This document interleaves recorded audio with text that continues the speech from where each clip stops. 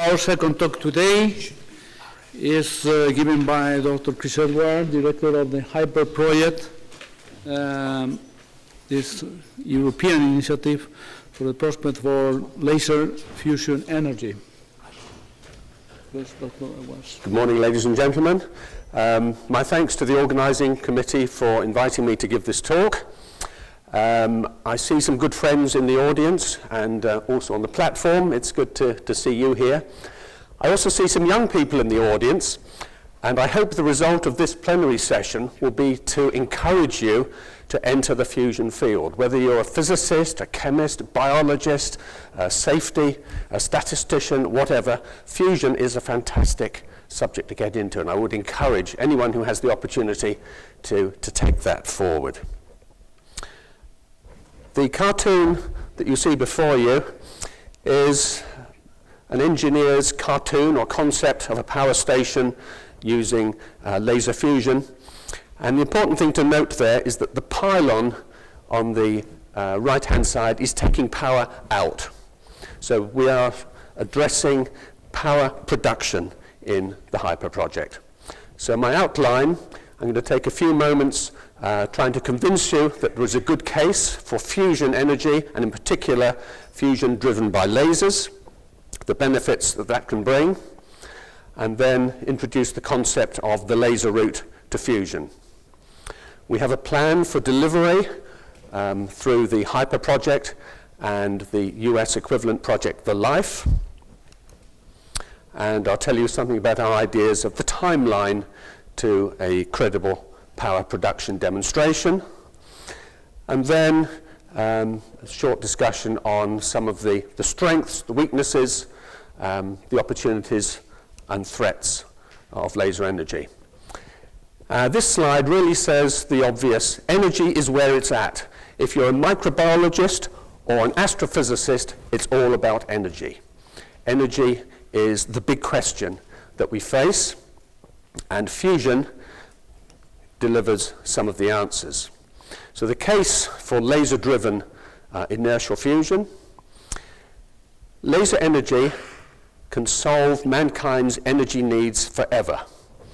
Now, in the few moments before we started, Manolo said I had a lot of responsibilities to keep the HYPER project going along, and this is one of the things that keeps me awake at night. It's one of the things that helps me sleep as well. This is a potential solution to energy forever. It's a secure source of energy. The fuel that we need, this also applies to the magnetic confinement fusion that Carlos told us about. Fuel is virtually unlimited, and it's geopolitically distributed. It produces no carbon emissions. There's a carbon footprint in building any power station and operating it, but the reaction itself is carbon-free. There is no long-lived waste, provided we make the right choices of materials for the reaction chamber itself. And it's inherently safe. We can have a long discussion about what I mean by that, what Carlos may mean by that, but there's little stored energy in the reactor itself. The tritium inventory on the latest calculations from colleagues in the US is around about 1 kilogram, depending on how you factor in the target fabrication. And inherently safe. My personal opinion is that if you want safe energy, you're going to be disappointed.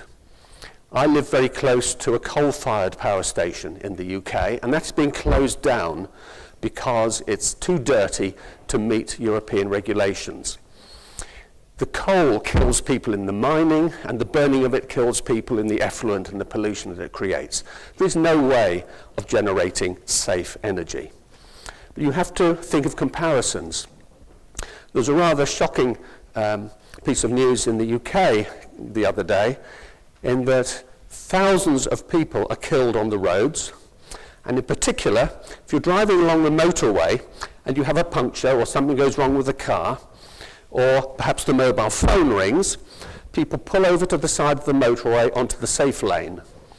And every year, 800 people are killed on the safe part of the motorway in the UK. So, what is safe? Affordable. We've done some preliminary calculations on what the cost of electricity might be produced from fusion, and it's comparable with other sources that are environmentally sustainable. And it's deliverable with existing materials. And I think Carlos would agree, this simplifies regulatory approval because the materials are well known and understood. As for the timescale, we think a demonstration of power production could be made on the timescale of about 2035 to 2040, with the possible rollout of power stations around 2050 and onwards. And this is the sort of timescale that we have to be looking at to be relevant to mankind's energy needs. A lot of interest, certainly in the UK, on renewables. And we don't have too much space in the UK, and we don't have much sunshine. We have quite a lot of wind. But this chart was put together by our chief scientific advisor for energy to the UK government. And it shows that if you want to generate a gigawatt electric from windmills, onshore or offshore, you need a windmill field of about 20 kilometers square. Tidal is a bit better, solar is a bit better than that. Solar biomass, you need 45 kilometers by 45 kilometers, and twice that for hydro. And this is for 1 gigawatt. And the projected need for the UK for electricity over the next 20 years or so is about 80 gigawatts. So renewables, certainly in the UK, has a bit of a battle to fight. And then on the same graph, you can probably predict, I'm going to show how much space you need for fusion, or fission, or coal, although we're turning off our coal-fired power stations. So for the UK, nuclear is really the way to go. A little bit of history now. In 1960, the world saw the first operating laser, demonstrated by Mayman, and he was working at Hughes Research Laboratories. 1960, sort of 50 plus years ago. You can see that safety was quite a concern in those days, and Mayman was looking at the laser through some sort of a shield. I don't think he'd be allowed to work quite like that nowadays. 1960, 3 days later, scientists at Livermore Lab, which is where our next speaker comes from, proposed using the laser to generate fusion energy. Just 3 days.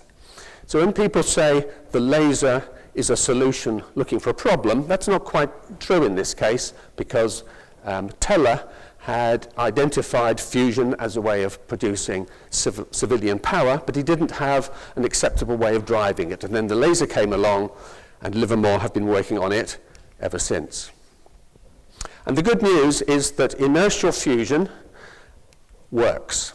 And this was demonstrated in an series of underground nuclear tests in the 70s and 80s using the X-rays generated from a nuclear explosion. So the X-rays were used to compress and heat deuterium and tritium. So the reaction works. All we have to do now is to do it above ground in a rather more benign environment than a nuclear test. And that's all about assembling the fuel in the right configuration. So in laser-driven fusion, you take deuterium and tritium, as we heard in our previous talk, you heat it to 50 million degrees or so, you produce an alpha particle and a neutron.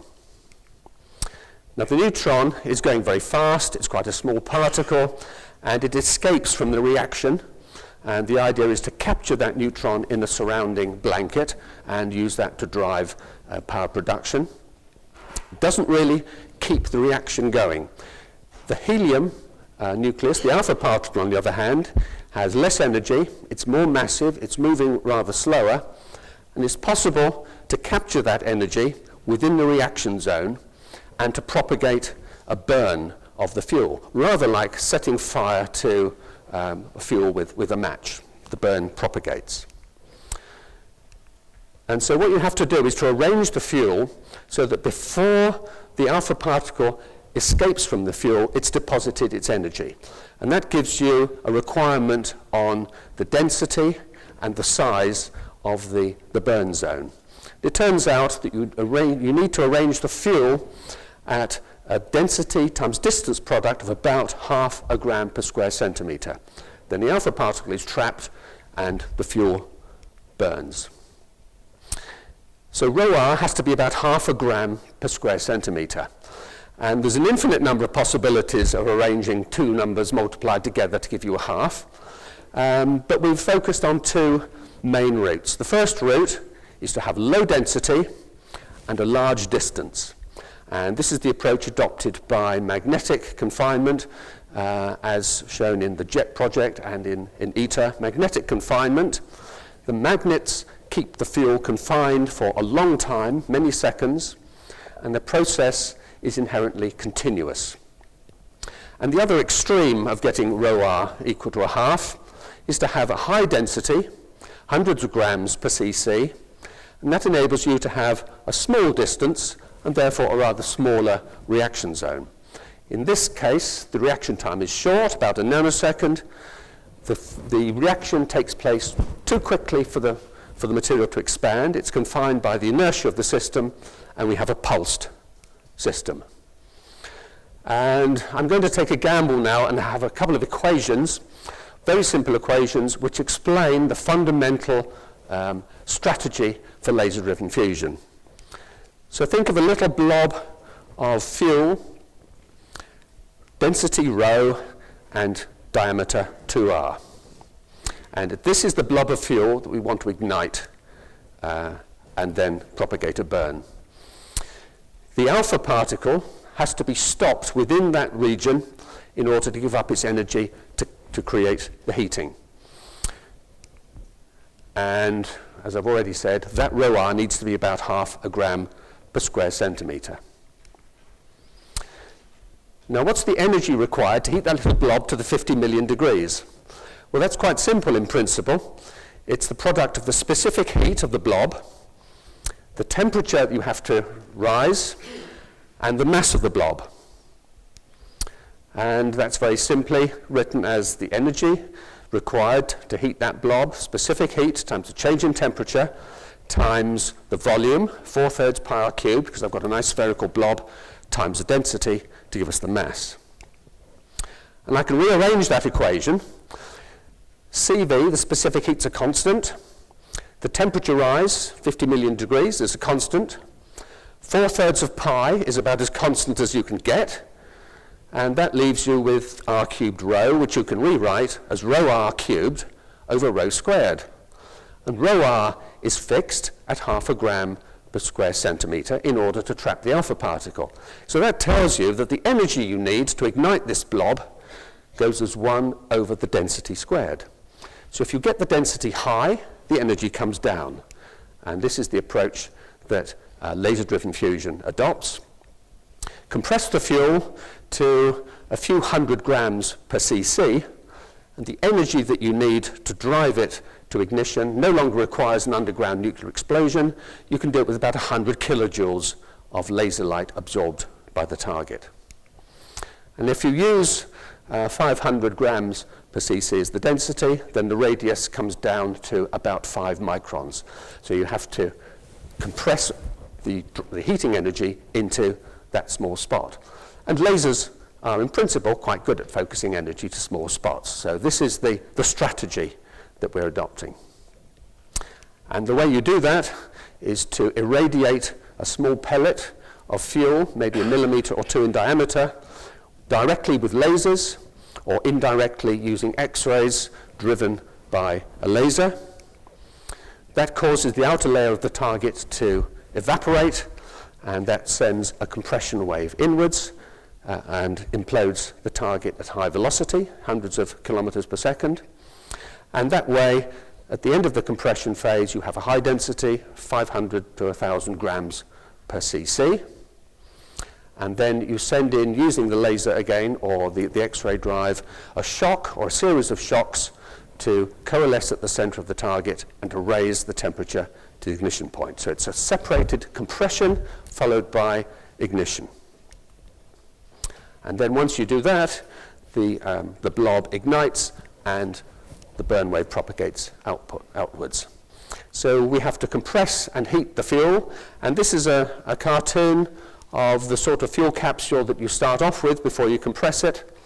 A couple of millimeters in diameter, held at the triple point of deuterium and tritium mixture. That's about 18.2 degrees K, where you have low density DT gas in the center and frozen DT around the outside in the form of a shell, with an outer shell of beryllium or plastic or some other material as an ablator.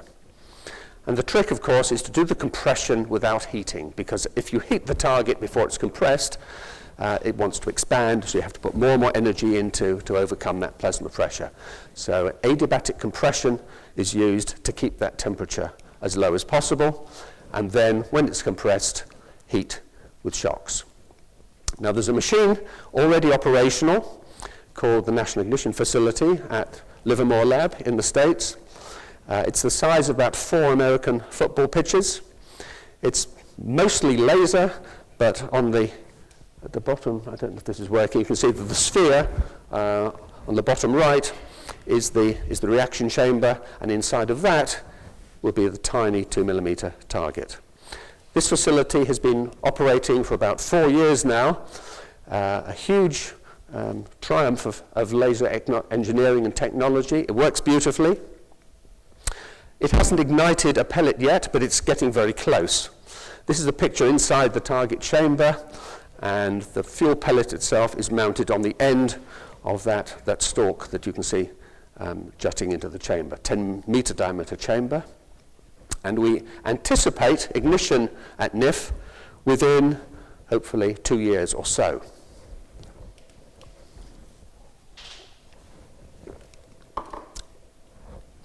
Now, some of you may have heard that there was a milestone on the NIF facility placed by the funding agency in the States to ignite a pellet by September 2012. And about the only thing that NIF has missed so far is that milestone.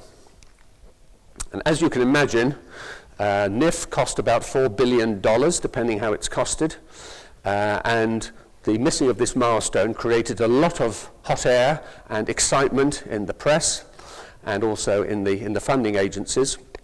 And there have been many reviews of the project excuse me, leading up to that time and following. And all the reviews are pretty confident that NIF will succeed in igniting a target, albeit on a longer time scale than had been hoped. And the National Academies of Science have spent the last 18 months looking at the feasibility of power production based on inertial fusion. And they conclude that there is a compelling case for inertial fusion energy as part of the long-term US energy R&D portfolio. So they think it's going to work. They recognize that National Ignition Facility is pivotal to advancing the technological base for IFE research. And they reckon that once NIF ignites, then there is a solid case for launching a national, hopefully international, coordinated fusion energy program in the US. So this is a very positive outcome. In Europe, we have a machine called the laser megajoule. It's being built in Bordeaux by CEA. And this is a picture of the previous president of France, Sarkozy, who visited the LMJ site on the 50th anniversary of the invention of the laser. So 1960, this must have been 2010. And he made a couple of important pronouncements in a speech that he gave in Bordeaux. He said that LMJ will be used for energy research, and that the short pulse laser that they've decided to build to go alongside of that with megajoule will open the way to explore new types of energy, and he's referring to inertial fusion energy. So the French government is signed up to using LMJ for civilian power production as well as for the national security mission for which it was originally built. And this is an important moment for Europe because it gives Europe access as well as the US access to a machine capable of igniting a single-shot target. So the HYPER project, which I direct, and the LIFE project, which is directed from Livermore, has a mission to go forward from single-shot ignition demonstration at NIF and somewhat later on LMJ, taking that forward to a concept and a demonstration to demonstrate power production on a timescale relevant to world energy needs. And that's 2040, 2050, 2060 timeframe. And this is, as I said, the cartoon of the HYPER facility, and this is the cartoon of the LIFE facility in the States. And that machine will have to take the technology forward from the single-shot demonstration. Economic studies show that in order to make commercial power, you have to run a fusion shot at about 10 or 12 shots per second. And NIF runs at a few shots per day. So that's a big scale up. It has to demonstrate that targets can be made to sufficient quality, cost, and volume to enable shots to run at 10 hertz. So a target has to be made once every 10th of a second in order to feed the power station. And there's no time to arrange the target on the end of a stalk, as was done in that earlier slide of the target chamber. Targets have to be fired into the chamber, engaged with the laser, and ignited at high speed. So that has to be demonstrated. We heard in the previous talk, you need to have a neutron-absorbing blanket around the outside of this vessel, just the same as ITER. So the the blanket technology has to be demonstrated, and the generation of tritium from that blanket has to be demonstrated. I don't have time to talk about it much this morning, but tritium has a short half-life, about 12 years. So there isn't enough tritium in the world to fuel power stations for the next few thousand years. It has to be generated. And fortunately, it can be done by firing neutrons into lithium. There's plenty of lithium in the world, and there will be plenty of neutrons once this starts to work. So tritium is generated within the process. That has to be demonstrated. And then it's not enough to demonstrate power production. It has to be demonstrated in a commercial environment. It has to be possible for someone to build a power plant, run it for 20, 30, 40 years, decommission it, and end up with a profit. And we believe it has to be deliverable with existing materials because there's not enough time to invent unobtainium as a new material. So the delivery strategy for HYPER is to build a single system to demonstrate all of these things and to exploit the possibility of developing the different systems in parallel. So we don't need a series of machines. Do it with one machine. Build prototypes for the laser, build prototypes for the target injector, address all these issues in different places, bring them together to demonstrate the overall facility. And this shows our ideas of the time scale that might be done upon. NIF ignition is a key event when it occurs. As the National Academy has said, once NIF is ignited, that is the time to push forward on the program. LMJ becomes available to us in 2016 or so, and LMJ ignition is envisaged in the early 2020s. Once machines are ignited, we have to increase and optimize the physics of the fusion process to make it viable for laser energy production. In parallel with that, we need to do some technology development on the laser itself, beamline prototypes, target mass production, reactor concepts. That can happen in parallel. And then towards the end of the next decade, a business case put together to attract investment funding, actually to build HYPER, which could be constructed on a 10, 15-year timescale and be commissioned around 2040. So that's the sort of timescale.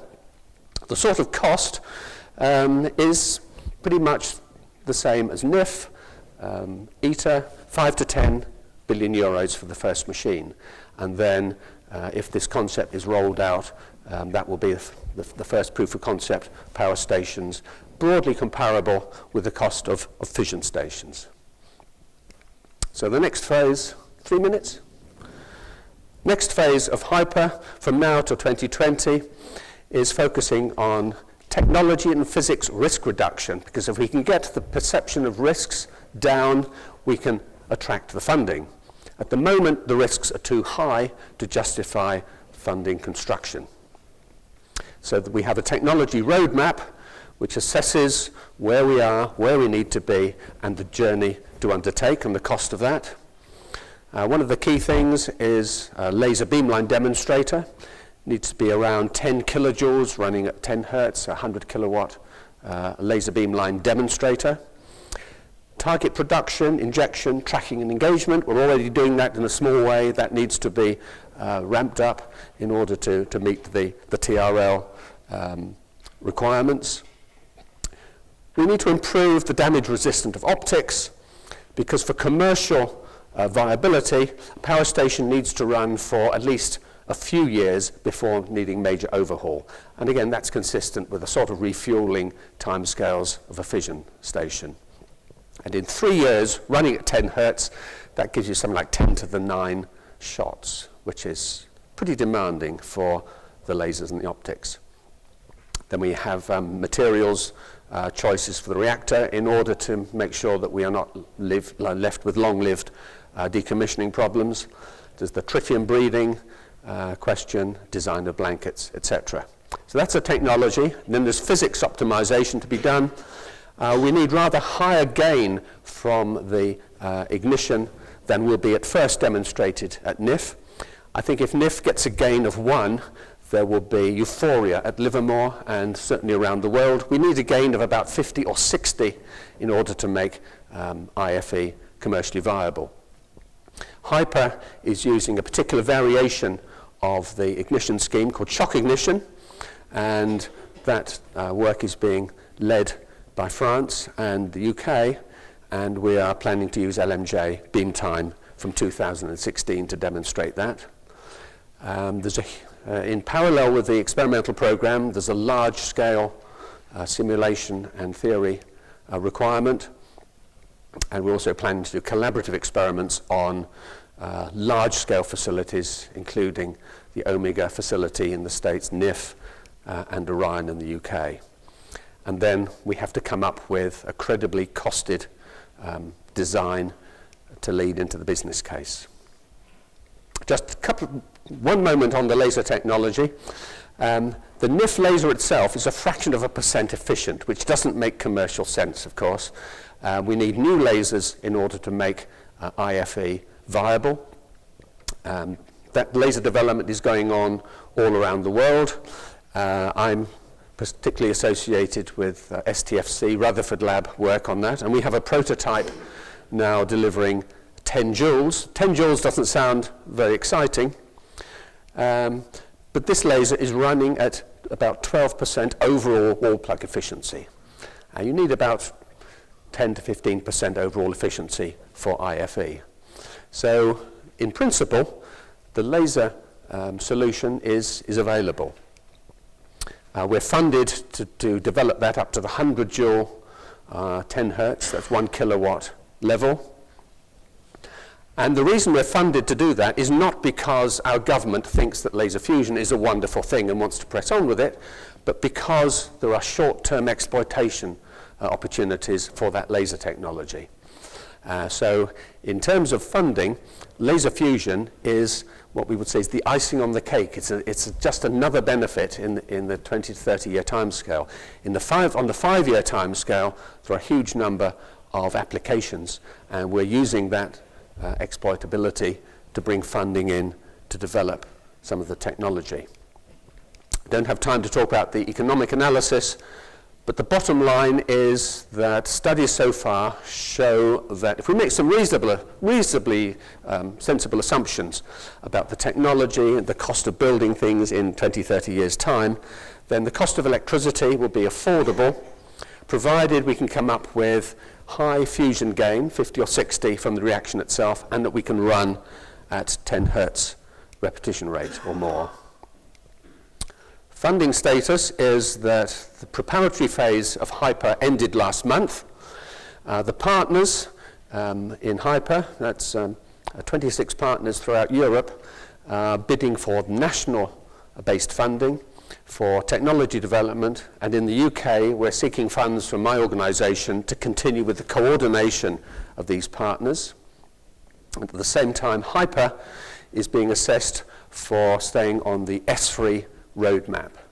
That's a strategic forum put together to look at large-scale infrastructures within Europe. It's currently on the roadmap, and there's a re-evaluation going on all facilities, and it's very important that we stay on that roadmap. And the HYPER strategy assumes NIF ignition on the 2 to 3 year time scale. I think Manolo is going to cut me off here.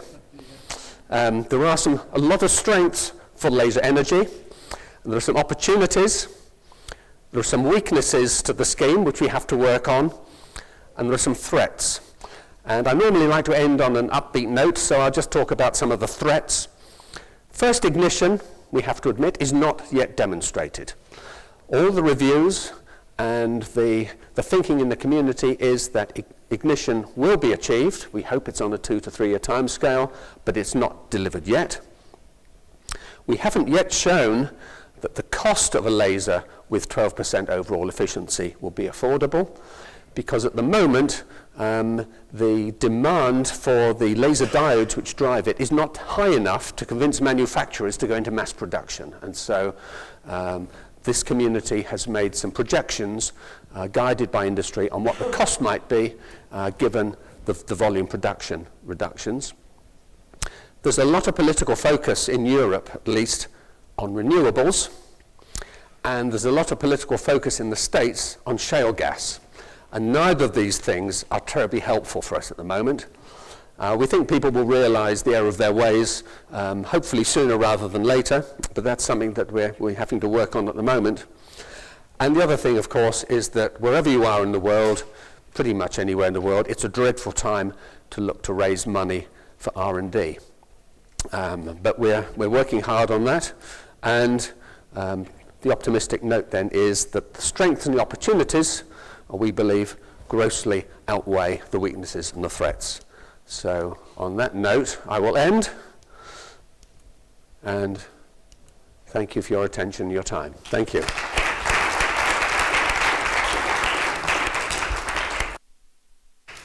Thank you very much, Chris. Well, look, we are very far from the schedule. We have only one question, okay? But please, short question. If not, Mike has not. I can do it. So you have said that this laser fusion should be realized with existing materials. I agree, of course, that it would be a big advantage being able to do so, but coming from the magnetic fusion side, we presume that we still have some gaps in the operation windows with respect to temperature, neutron tolerance, compatibility with media. So I think the first principle must be safety, the safety case. If you can make this with existing materials, it's fine, but if you cannot, then you cannot have this as an axiom. Are you sure you can make it? One of the advantages of this scheme is that the first wall that sees the neutron flux has no containment function. So the containment can be some distance away using materials that are already nuclear qualified. And I think as we heard in the earlier talk, the real safety issue is to do with tritium.